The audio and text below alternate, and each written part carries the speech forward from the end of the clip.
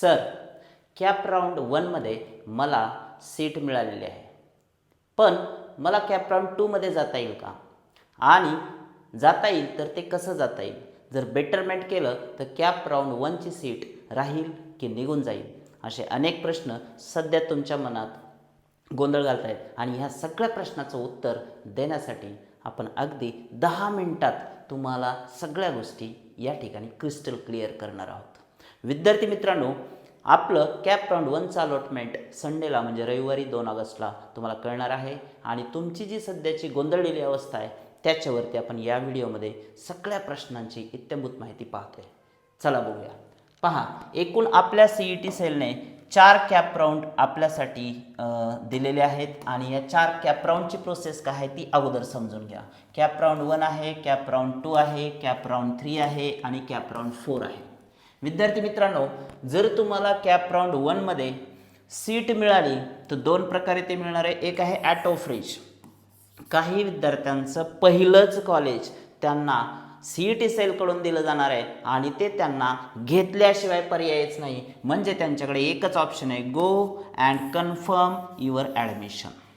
दुसरी गोष्ट, समजा त्या विद्यार्थ्याला पहिलं कॉलेज सोडून दुसरं कुठलंही कॉलेज पुढे त्यानं 100, 150, 200 कॉलेज भरलेले आहेत, त्याच्यातलं जर मिळालेलं असेल तर त्याच्याकडे 2 पर्याय आहेत. एक आहे फ्रीज करायचं आहे, त्याची फीस आहे सीट ॲक्सेप्टन्स फीस 1000 रुपये, ते त्याला भरायचे आहेत आणि नंतर त्याला त्या कॉलेजला जाऊन 3 दिवसामध्ये पुढच्या म्हणजे 3, 4, 5 या 3 दिवसामध्ये जाऊन त्याला ॲडमिशन त्याचं कन्फर्म करायचं आहे.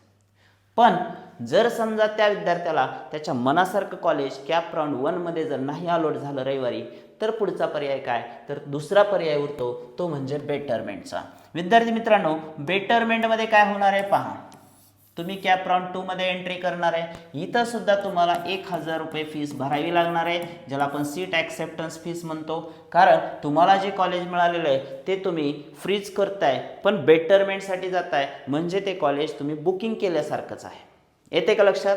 आता बेटरमेंट केलात, फीस भरले, कॅप राऊंड 2 ला गेलात, कॅप राऊंड 2चं अलॉटमेंट झालं. जर पहिल्या 3 कॉलेजमधलं तुम्हाला कॉलेज मिळालं तर ते फ्रीजच होणार आहे, ॲटो फ्रीज होणार आहे आणि तुम्हाला जाऊन ॲडमिशन घ्यावं लागणार आहे. ही एक गोष्ट झाली.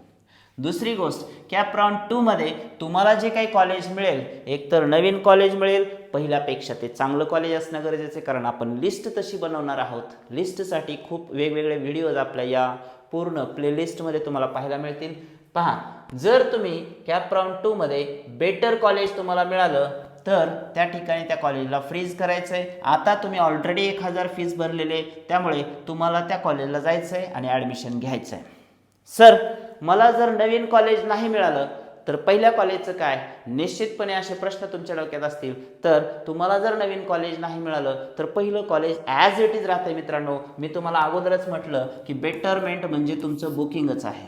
तुम्ही पहिल्या राऊंडला मिळालेलं कॉलेज दुसऱ्या राऊंडमध्ये कॅरी करताय, त्यामुळे जरी नवीन कॉलेज, चांगलं कॉलेज, वरचं कॉलेज लिस्टमधलं नाही मिळालं तरीसुद्धा तुम्हाला पहिल्या लिस्टमधलं कॉलेज राहतं. आता निर्णय तुमचा आहे की तुम्हाला कॅप राऊंड 2 मध्ये ते फ्रीज करायचं म्हणजेच ॲक्सेप्ट करायचं. तुमच्याकडे ऑलरेडी लेटर आहे, ते डाउनलोड करून ठेवायचं, सीट ॲक्सेप्टन्स लेटर, जे की पहिल्या राऊंडमध्येच तुम्ही घेतलेलं असणार, आणि जाऊन दुसऱ्या राऊंडमध्ये त्याच पहिल्या कॉलेजला तुम्ही प्रवेश घेऊ शकता. आणि जर नवीन कॉलेज मिळालं, ते तुमच्या मनासारखं असेल, तर तुम्ही जाऊन त्या नवीन कॉलेजला पण प्रवेश घेऊ शकता.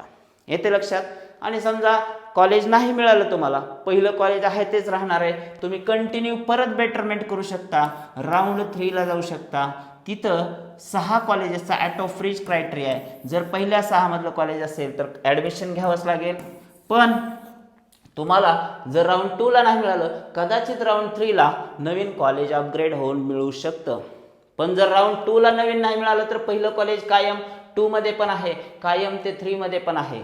तुम्हाला वाटतंय मला की आता पुढे जाण्यात काय अर्थ नाही, हॉस्टेल भरतायत, कॉलेज चालू झालेले आहेत, कॅप 3च्या आसपास जवळपास कॉलेज सुरू करतात. ते इनिशियल जे इंट्रोडक्टरी प्रोसेस असते, प्रत्येक डिपार्टमेंटचे जे व्हिजिट्स असतात ते लेक्चरर्स तुम्हाला देत असतात, त्यामुळे सुरुवातीचा तो पिरियड असतो, थोडक्यात तो वेलकम पिरियड आहे सगळ्या स्टुडंटसाठी, तो चालू असतो. त्यामुळे तुम्हाला जाऊन जर ते कॉलेज फ्रीज करून ॲक्सेप्ट करून जायचं असेल, ॲडमिशन घेऊ शकता. तुम्हाला वाटते नाही मला आणखीन 4थ्या राऊंडला जायचं आहे, तर तुम्ही पुन्हा बेटरमेंट करू शकता आणि तुम्ही 4थ्या राऊंडला जाऊ शकता. 4थ्या राऊंडला मात्र जर नवीन कॉलेज मिळालं त्या कॉलेजला जा, ॲडमिशन घ्या, तुमच्याकडे दुसरा पर्याय नाही. आणि समजा जर नवीन नाही मिळालं तर पहिल्या राऊंडचं कॉलेज कायम तुम्हाला चौथ्या राऊंडला मिळणारच आहे आणि ते कॉलेज तुम्हाला कन्फर्म करता येते. एवढी साधी सोपी सरळ प्रोसेस आहे. थोडक्यात काय, बेटरमेंट म्हणजे तुम्हाला नवीन चांगलं कॉलेज मिळतंय का बघायचं आहे. जर मिळालं 2, 3, 4 मध्ये घ्या, नसेल तर पहिलं कॉलेज तुमचं शेवटपर्यंत राहतं आणि यासाठी डबल फीस भरायची गरज नाही. नवीन जो रूल आला होता फीस अपग्रेडेशनचा 2000-3000 तो CET सेलने सध्या तरी तुमचा होल्डवरती आहे आणि 2026साठी मागच्या 2025पेक्षा रूल चेंज झालेले थोडेफार, दरवर्षी हे रूल बदलत असतात, त्यामुळं 2026साठीचं हे मी बोलतोय. आता बघूया आपण उदाहरण असं की नेमके हे रूल्स काय आहेत. पहा, कॅप राऊंड 1 राहुलला PICT मध्ये मेकॅनिकल इंजिनिअरिंग मिळालं. एक विद्यार्थी आहे, त्याला आपण इमॅजिनरी सांगतोय की PICT मध्ये मेकॅनिकल ही ब्रँच मिळालेली आहे. तर त्याच्याकडे 2 पर्याय आहेत मित्रांनो. एक आहे फ्रीज, त्यांना जायचं आहे 1000 रुपये भरून ते कॉलेज फ्रीज करायचं आहे, कॉलेजला रिपोर्टिंग करायचं आहे आणि ॲडमिशन घ्यायचं आहे. दुसरा पर्याय आहे त्याच्याकडे बेटरमेंट, तो बेटरमेंटला जाऊ शकतो. इथं पण त्याला 1000 फीस भरावीच लागणार आहे कारण पहिल्या राऊंडचं कॉलेज तो फिक्स करणार आहे. पण चांगलं कॉलेज मिळवण्यासाठी 2, 3 आणि 4ला त्याला जायचं आहे. आता अजून एक प्रश्न असा असू शकतो, सर बेटरमेंट घेतल्यावर जुनी सीट जाते का? उत्तर आहे नाही. तुम्हाला पहिल्या राऊंडला, मी मगाशीच सांगितलं, पहिल्या राऊंडला जी सीट मिळाली, तुम्ही जर 1000 रुपये भरून पुढे गेलाय, बेटरमेंट केलाय, तर ती सीट तुमची रिझर्व आहे. कॅप राऊंडला 2ला ती चालू राहते. जर तुम्हाला नवीन नाही मिळाली तर ती सीट कॅप राऊंड 2 मध्ये जाऊन तुम्हाला ॲडमिशन घेता येतं, काळजी करू नका. दुसरा एक प्रश्न आहे समजा तुमच्या मनात चाललेला, जर राऊंड 2 मध्ये चांगली सीट मिळाली तर? आता मी तुम्हाला अगोदर सांगितलं, चांगली सीट मिळाली म्हणजे तुमचं बेटरमेंट झालंय तर मग आनंदच व्यक्त करा ना. तुमची लिस्टच अशी ठेवा की पहिल्या राऊंडमध्ये जे कॉलेज मिळाले त्याच्यापेक्षा भारीचेच कॉलेज तुमच्या ऑप्शन लिस्टमध्ये असले पाहिजेत. कॅप 2ला 3ला 4ला लक्षात ठेवा, लिस्ट मॅटर करते विद्यार्थी मित्रांनो इथं.